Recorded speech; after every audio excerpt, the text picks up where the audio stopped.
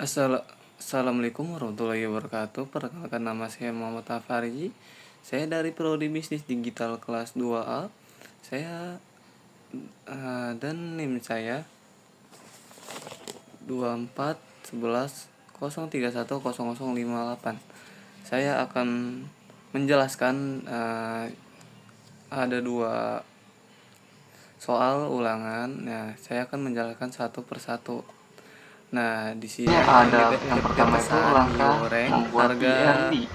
pesanannya mie gorengnya dipakai harganya 20.000 dan buat metode pembayarannya menunjukkan dia struktur data transfer dari sistem dan total pemasaran pembayaran Lakna transfernya online. itu 20.000. Ada 4 Nah, ini akses tanggal utama. bayarnya juga. Yang pertama, Nah, pelanggan, seterusnya menu, pesanan, dan pembayaran. langkah ketiga. Relasi kayak gini, yaitu ada 3. Yang pertama, satu pelanggan bisa bikin banyak pesanan on to my. Yang kedua, tiap pesanan cuma berisi satu menu. Tiap menu bisa ada di banyak pesanan my tuan.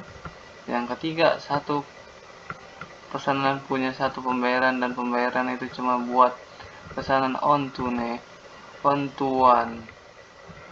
Model ini dibuat simpel. Anggap saja satu pesanan isinya satu menu dan tetap mewakili alur desain pelanggan. Nah, di sini ada atribut dan entity-nya. Nah, di sini ini contoh-contohnya atribut dan entity-nya. Nah, seterusnya yang keduanya. Nah, penjelasan yang kedua, langkah 2 membuat tabel awal UNP Unnormalized Form. Di tahap ini semua data masih tercampur aduk dalam satu tabel besar. Belum ada pemisah antar etnis. Ciri-cirinya tuh yaitu ada 3. Kolom bisa jadi berisi banyak data anggatomik. Nah, yang kedua, data pelanggan dan menu bakal diulang-ulang kalau ada pesanan yang lebih dari satu. Tujuan cuma buat ngumpulin data mentah dulu sebelum dirapikan lewat normalisasi. Nah, ID pesanan. Nah, di sini ada tabel-tabel ID pesanan, tanggal, nama pelanggan, nomor HP, alamat, dan nama menu, harga menu, metode pembayaran, metode total, tanggal bayar. Nah, di sini kan kayak tanggal pesanan itu tanggal 20 bulan 5 2025. Nah, di sini nama pelanggannya nih Reja, nomor HP-nya di sini, jalannya jalan ini. Nama menunya yang dia pesan mie goreng, harga pesanannya mie gorengnya harganya 20.000 dan metode pembayarannya dia transfer dan total pembayaran transfernya itu 20.000. Nah, ini tanggal bayarnya juga. Nah, seterusnya langkah ketiga, normalisasi ke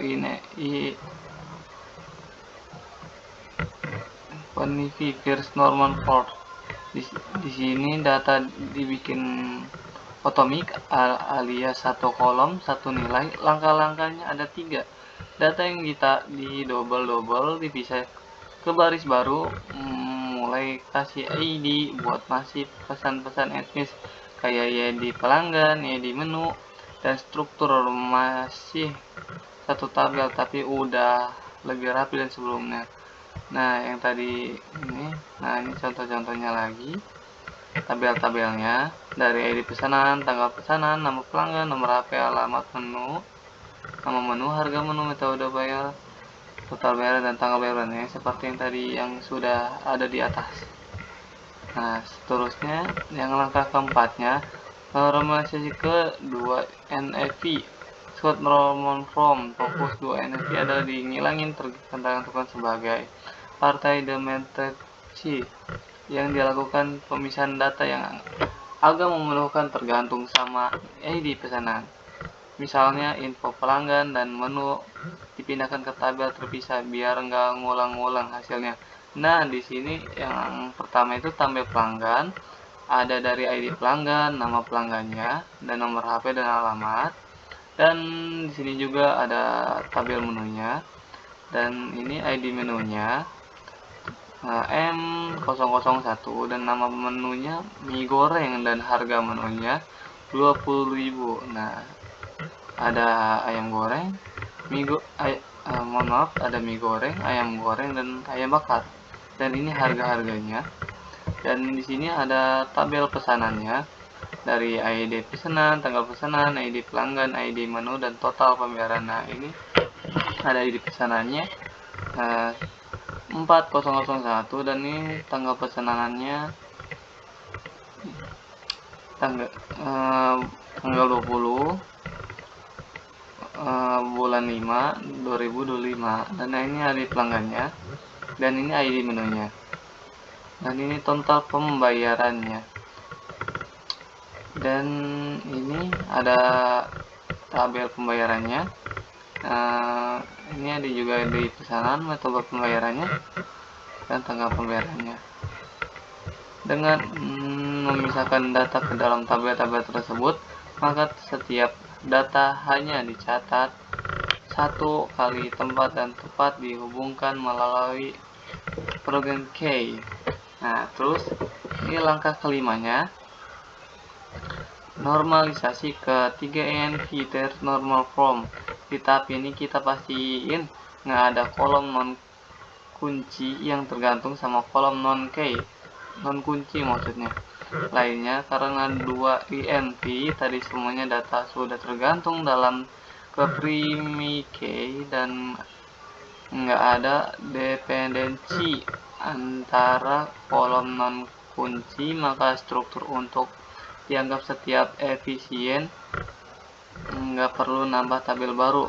Nah, ini langkah 6, tabelnya relasi akhir PK dan FK pelanggan. Ini atribut keterangannya, nama pelanggan ini dan ini menunya, tabelnya, dan ini tabel pembayarannya dan ini tabel pesanannya. Nah, yang tugas yang pertama ya saya sudah menjelaskan, dan yang tugas yang keduanya lanjut saya akan menjelaskan langkah dan studi kebutuhan sistem.